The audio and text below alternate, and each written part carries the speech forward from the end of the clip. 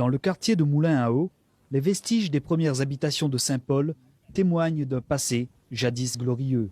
Mais depuis, le temps s'est arrêté de tourner, tout comme le vieux moulin. Pourtant ici, la vie continue, rythmée par les enfants qui s'amusent, profitant des vacances pour venir piquer une tête dans l'eau limpide du bassin. Ouais, parce que ici, l'eau est bien fraîche. Mais C'est correct et gratuit. le gratuit, il ne paye pas. Ça vient souvent ici? Oui, presque tout le temps. Cet endroit magique attire bien des promeneurs qui viennent y chercher calme et fraîcheur. Pourtant, il suffirait de quelques aménagements touristiques pour le rendre encore plus attrayant. Avec le temps qui passe, les habitants du quartier de Moulins-à-Eau ont l'impression d'être toujours les oubliés de l'histoire. Le problème, il est là. Il n'occupe pas ici dans le fond. Le Poitin, ici, dans le fond, un point touristique. Là. Il y a beaucoup de gens qui viennent ici, beaucoup de monde.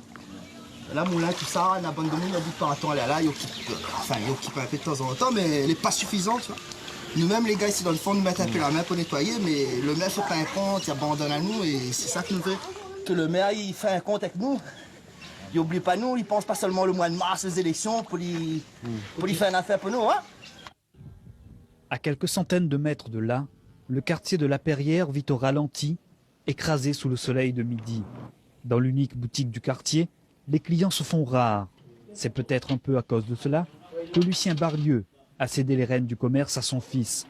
Il est vrai peut-être qu'il ne possédait pas la fibre mercantile.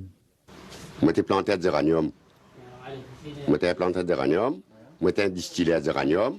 Moi, j'ai coupé à zéranium. Et puis après, moi, j'ai coupé au bois de corde. Moi, j'ai fait le sabon. Et ça, comme ça. S'étant reconverti dans le commerce après son mariage, c'est son bon cœur auprès des clients qui sera à l'origine de ses ennuis. Ben ouais, mais de toute façon, la personne y arrive, il n'y a pas d'argent. Et mieux, il ne travaille pas.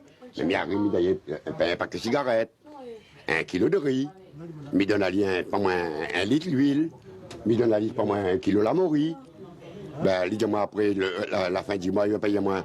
Ben, après ici, comment ça va? En ce début d'année, les affaires marchent mal. Et puis, depuis que le RMI existe, les pioches ne se vendent plus du tout. Ben, personne ne veut plus manier. Tout comme là, il gagne, c'est pas ami, c'est pas comme ça, là, il veut plus manier ça. Et c'est ainsi que passe le temps à La Perrière, ce quartier un peu oublié de Saint-Paul.